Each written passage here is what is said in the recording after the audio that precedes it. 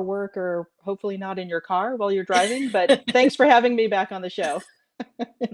Love it. So glad that you're here. So I know I kind of talked a little bit about you. If you don't mind kind of talking about how you got in the nonprofit arena along with particularly the space of volunteerism. Of course, I started at an entry level position as a volunteer coordinator with Project Open Hand. I'm in San Francisco. That organization's based in San Francisco, but serves homebound, critically ill clients, meals and groceries throughout the Bay Area.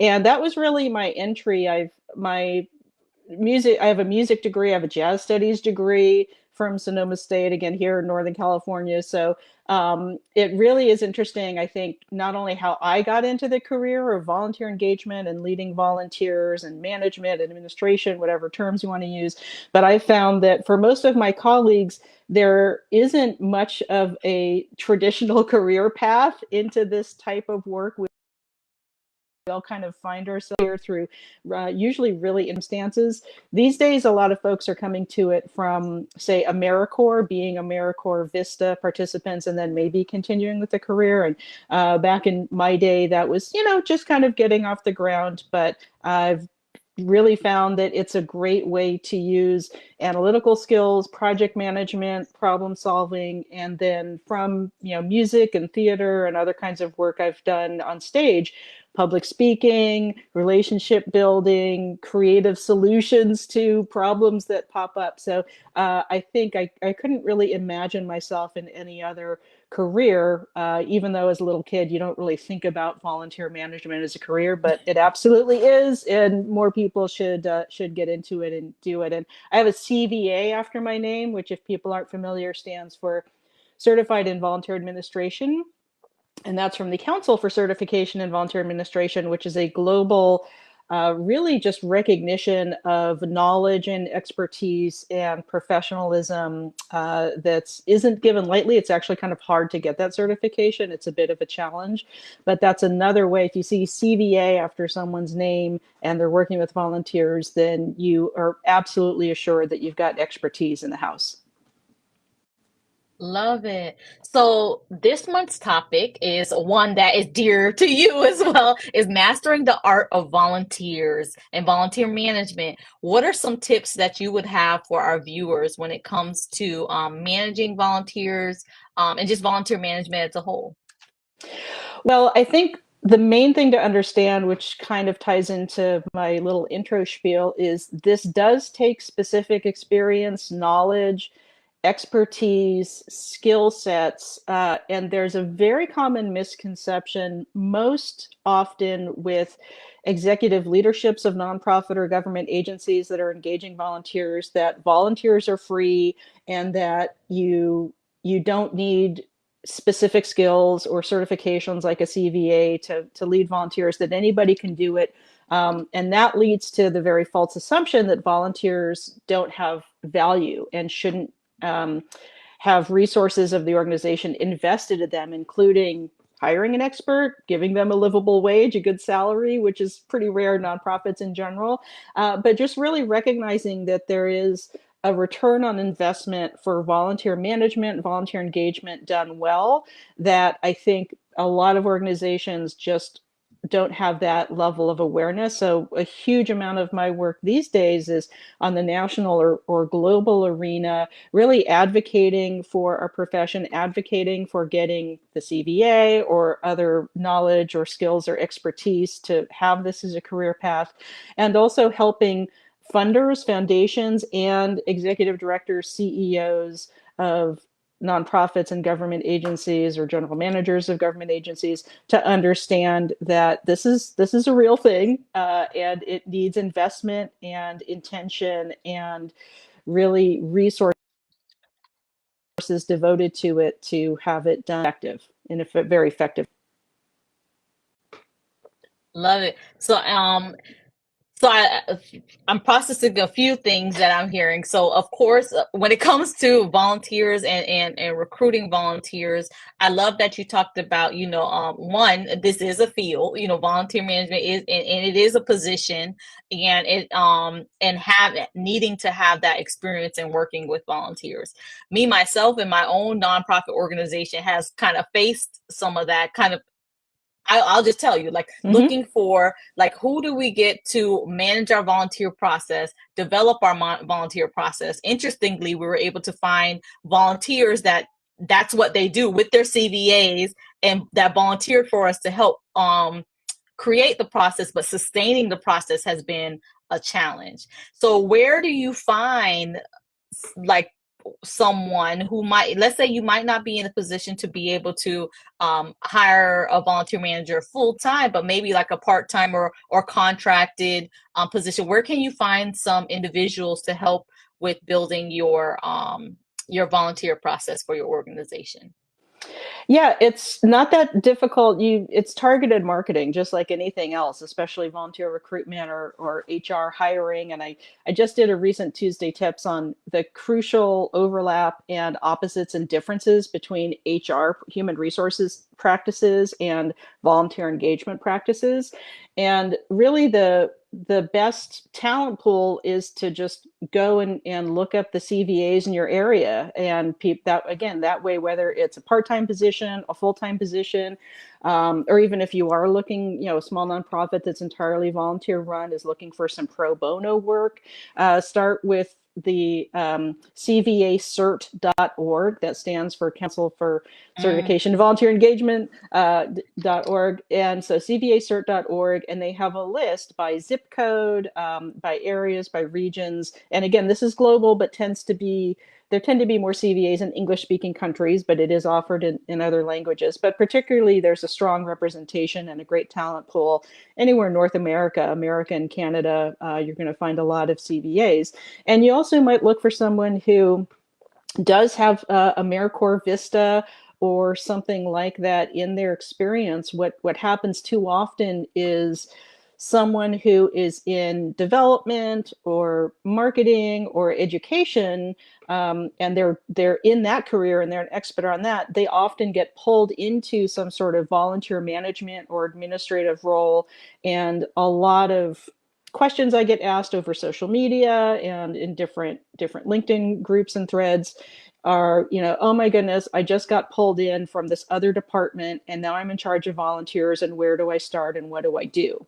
So it's, if you can't find or hire or ask for a pro bono project, a CVA, then at least get someone with, don't just drag anybody into that role, because they're going to be overwhelmed, and because they don't know what they don't know, they're really going to stumble and either burn out quickly and leave the position and be like, I'm out, this is too much, or they're just going to have to spend a lot of time getting caught up on how the industry works and what are some best practices and how we do volunteer engagement with equity, diversity, accessibility, inclusion in mind, and all of the complexities that go into the art and science of volunteer management. hmm Awesome. Um, First and foremost, I did not know that there was a place you can go and seek CVA. So that is amazing. So thank you for sharing that. And I love that you also talked about not just because, and I've seen it also working in larger nonprofits where the volunteer management manager will become a position, but then it'll be someone within the organization that may not have necessarily worked in that type of capacity with volunteers, and I understand exactly what you're saying when it's kind of like um go ahead and seek someone who has the experience, because in the long term run it can also cost the organization a lot more money through doing that. So I love that you share that as well. Any other tips that you would share when it comes to mastering the art of volunteer management? Well, there are professional networks in the USA. It's the one that I've worked with and still am a member of, Alive, Association of Leaders in Volunteer Engagement. In Canada, it's VMPC, Volunteer Management Professionals of Canada. In the UK, it's AVM, Association of Volunteer Managers. There's a brewing association being created in Australia. And that's really your local or national peer network in this field. That's the great kind of first step. If you're new to this or you're transferring laterally from development or education or public relations, marketing, those are all great skills for someone leading volunteers to have, but that doesn't mean that they're good at volunteer engagement and all of that Hmm. entails. But if you go to a local association, sometimes they're called, this is kind of an old fashioned term, but sometimes you'll find a local professional networker association that it usually has an A, a V, and an A in it, like Okay. like MAVA or Dovia or Okay. directors of volunteers and agencies. But you can go to, whether you're a member or not, you can go to volunteeralive.org and just look and see, is there a local association in my area?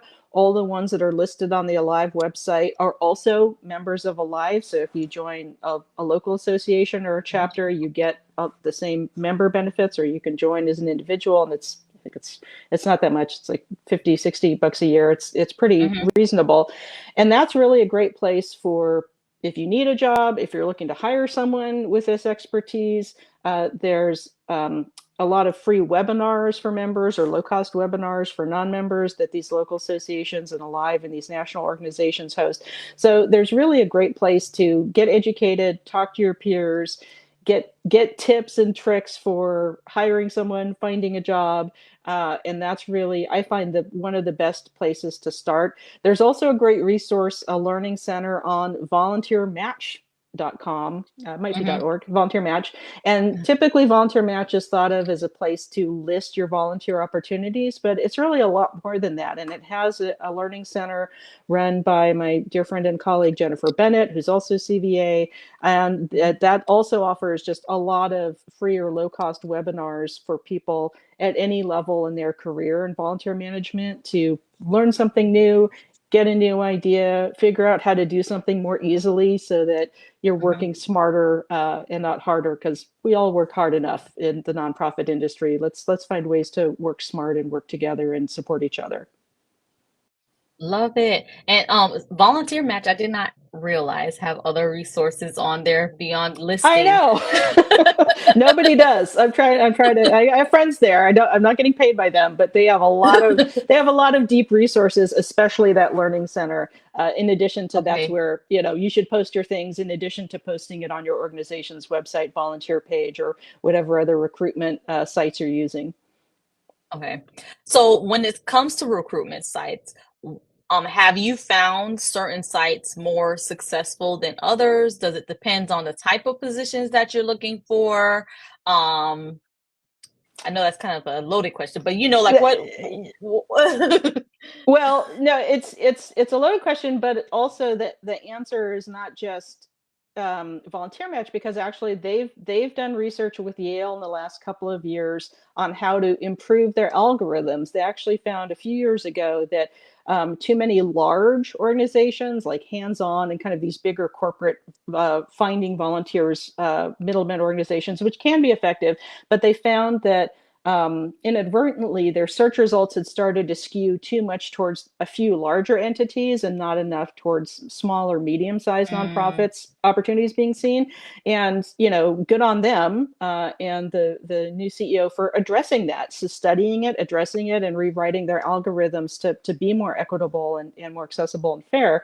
But it really comes down to how you and your organization's website, which is happens to be what I talked about for my Tuesday tips this week. So this wasn't set up. It's just good timing for what I'm talking about this week, is what you can do in your job descriptions. That, volunteer isn't a job title. It's one of my favorite sayings. It's not a job title, it's a pay description. And if you just say, we need volunteers, that's not going to be effective as a recruitment slogan. And I see that all the time. I even see it in mhm, stock photo libraries, have that graphic of volunteers needed. Never say need. Say what specifically the title of the role, some basics about it, some requirements. Do you need to be over 18, have a driver's license, have a background check, but be as specific as possible in a paragraph or a few sentences on what that role is and the skills and knowledge or background that you're looking for, including if it doesn't need any skills or knowledge or Hmm. background. Like at Project Open Hand, you can come and pack groceries once or twice a week for clients, and we'll show you how to do it. And it's really easy, and it's kind of a fun team building, thing to do if you come with a corporate group or faith group or whatever. But just be as specific as possible in your job listings and as transparent and honest as possible. And that allows people to self-select if this is the right volunteer role or opportunity for them. And my other big piece of advice is related directly to the Tuesday Tips video I just did this week, which we'll link to and point people towards Hmm. when this comes out on Hmm. Thursday, is if your organization's website either doesn't have something right on the front page that says volunteer, and you hit a button and you go to another page with all those details of requirements or typical kinds of roles or shifts available, or at least a contact form of how can I apply or get more information, and there's an easy form to fill out. That's the very least your website should have. And my dear friend and colleague that I've worked with the National Alliance, Craig Young, he founded Inspiring Service, which is an organization out of Cincinnati, Ohio, that does a lot of research on volunteering. And he also founded a research project that turned into volunteergeneration.org, which took thousands of young volunteers, good people good at research and IT, and studied nonprofit websites all over America, all over the country, and whether they passed this very basic test, and most of them didn't. So if you are Mm. having trouble recruiting volunteers, take a look in the mirror of your organization. Wow. Do you even have a spot for them to find you in search engines? Do you have an easy, not too many clicks, easy to use, easy to navigate, easy, accessible to low vision, accessible as translated into different languages? Do you have anything on your website that is really clear, easy way for someone to either apply to be a volunteer directly? Some organizations work that way, or at least start that contact and that conversation. The follow-up piece to that is, how long does it take you or someone in volunteer services or your organization to get back to an applicant? Because that's another Hmm. very, very common occurrence, complaint that I see on Reddit forums, on all kinds of social media, of volunteers saying, well, I applied to 5 different places and I heard back from one of them a month later and it was too late. I needed, my high school hours or whatever by the end of that Hmm. month, and it was too late. So taking a look at how you are communicating, messaging, the clarity of the message, the ease with which someone can apply to be a volunteer with you, making sure they don't have to jump through a lot of hoops, that we're removing barriers to participation. For most people, this isn't true in every case, but for most people, there's a cost to volunteer. There's a real cost in Hmm. transportation, gas, parking fees, public transit, their own time if they need childcare or family care, elder care, if they more and more people need to work more than one job, more than one part-time job. And so maybe there just isn't time to donate your talent somewhere, because you have to Hmm. spend your time making money and trying to survive. So understanding the economic, particularly economic, but other barriers, again, like language, cultural differences, that people feeling unwelcome if the volunteer population is very traditionally and stereotypically older, wealthier, whiter type of people, then yeah, is someone going to feel welcome coming into that environment where they don't see other people who look or sound or act like they do? So usually you can fix things internally within your organization that really make a big, big difference in how effectively you can get the attention of any potential volunteers, Hmm. and then recruit them and onboard them, and then retain that talent and keep them around if the organization is genuinely welcoming, and no one's having a bad experience, they don't feel like their time's being wasted, they're not overhearing jokes that are hostile to who they are as a Hmm. person being discussed by volunteers who've been there forever, or they're not getting this mean girls high school clique feeling of, oh, I'm the new person and I'm excluded from things. So it's really up to any of us as leaders of volunteers to make sure that the culture is welcoming, it's inclusive, and then that the systems and the processes of becoming a volunteer, don't have so many steps that people get frustrated, or they're so strict in when's the orientation, when's the onboarding, when are the shifts, that people who are working typical full-time jobs just can't ever get to that shift because it's in the middle of the day on a Thursday. So just really Hmm. taking an honest look at what are your requirements, how clear is your messaging, how clear and realistic are your job listings, and how welcoming, really, not how you think it is or how it is maybe for people who look like you specifically, but how welcoming is it to everyone in the community, so that the workforce, the paid staff and the volunteers, and ideally the board, although this is pretty rare, that all reflects the genuine richness and depth of the community that an organization is working with. And that's fairly aspirational, but with shows like this, hopefully people can take some of this information and advice to heart, and really take an honest look at evaluating what might be keeping people from volunteering or even knowing that volunteer opportunities exist. Awesome. So what about and I know you touched on a little bit of this volunteer retention. So now we have the volunteers in place. We found the volunteers. Um what tips do you have for keeping the volunteers? Well, people need to know that they're heard and they're valued, and that the work that they're doing with your organization or agency has a real impact. So it's not just important to let the say thank you are free is free, smiles are free. Things don't necessarily have to have a budgetary cost to kind of change how you think about interacting with volunteers. And one of the phrases I learned very early on with working with Project Open Hand and Shanti in learning to be a volunteer coordinator way back in the day is, every interaction with a volunteer is an invitation to stay or an invitation to go.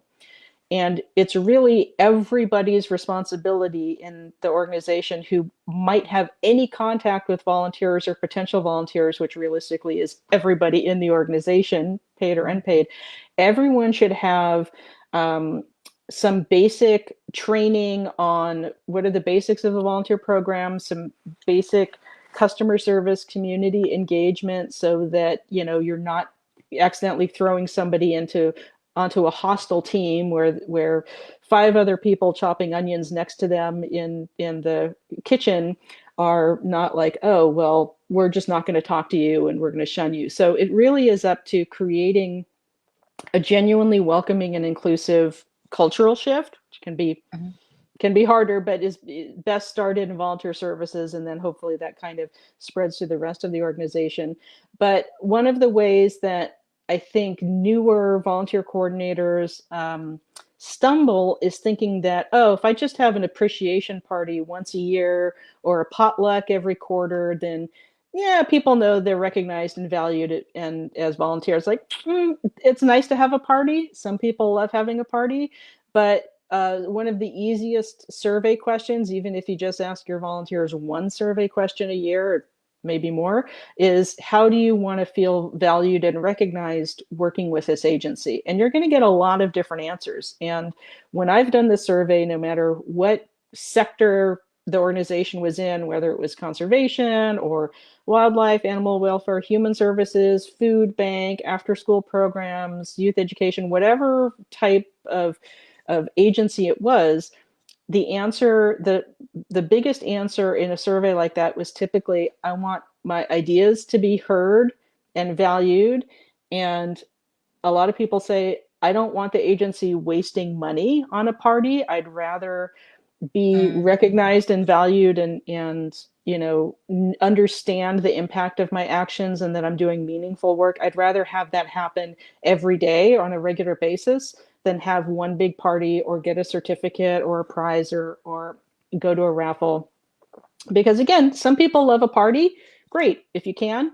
have a party, but understand that maybe only a small percentage of your active volunteers will, one, be able to do it when it's scheduled, per the other barriers we talked about, but also that Mm-hmm. just meet people where they are and set and meet those expectations of what a volunteer is doing meaningfully for the organization, and also what does the organization do for them. Are you reimbursing mileage or parking costs if they're using their own car to drive to client's house or deliver things or run errands?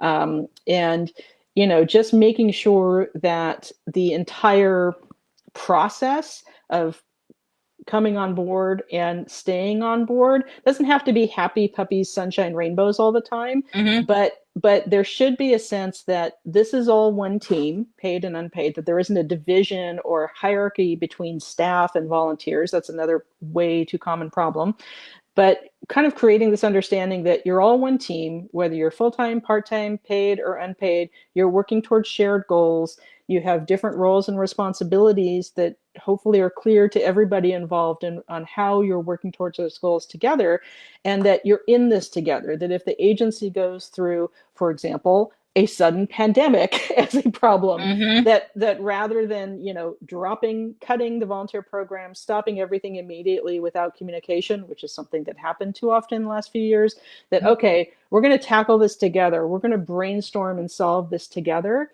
and we're not going to exclude volunteers from the decision making process of the agency just because they're only volunteers. If I could strike one phrase from everyone's vocabulary, it would be they're just volunteers or they're only volunteers. Like, well, you might have a globally known neurosurgeon packing groceries, Mm-hmm. or walking dogs at the shelter. You people are Mm-hmm. people.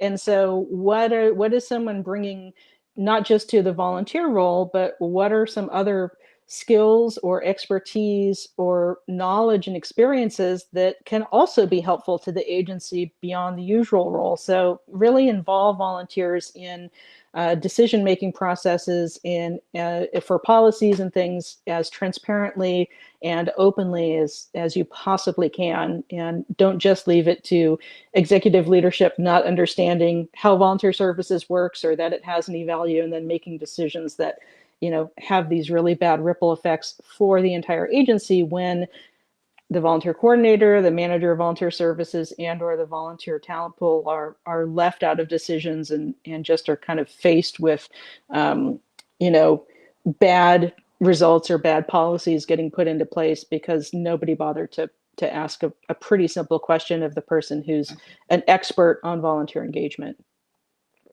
That was a Awesome. lot. Thank That was kind of I an info dump, love but it. that's why Thank we're you. here. Ramble, ramble, Exactly. We ramble. needed all. We need all that Everyone information. out there just sponging it up, like sponge, soak it Yes. in, soak it in. Oh, yes. That was awesome. So, how can people watching stay in contact with you? I am very easy to stalk online. I'm very easy to Okay. find. All of my social handles are some variation of Dana Litwin, CVA. My email is danalitwin.com. It's danalitwinconsulting.com. On YouTube, at Dana's Priceless Advice. If you can remember Dana's Priceless Advice, you can find me on YouTube. I am still, unfortunately, I'm still on Twitter, but I'm moving more into Spoutable and Blue Sky. I'm on LinkedIn. I'm on Facebook with all the other Gen X and older people. And so, it's I'm pretty easy to get in touch with. And if folks want to either just subscribe to the YouTube channel and get these free weekly videos, and then once in a while I've got a Priceless Advice interview that's maybe half an hour to an hour, interviewing another expert and practitioner in the field for their advice and information and expertise.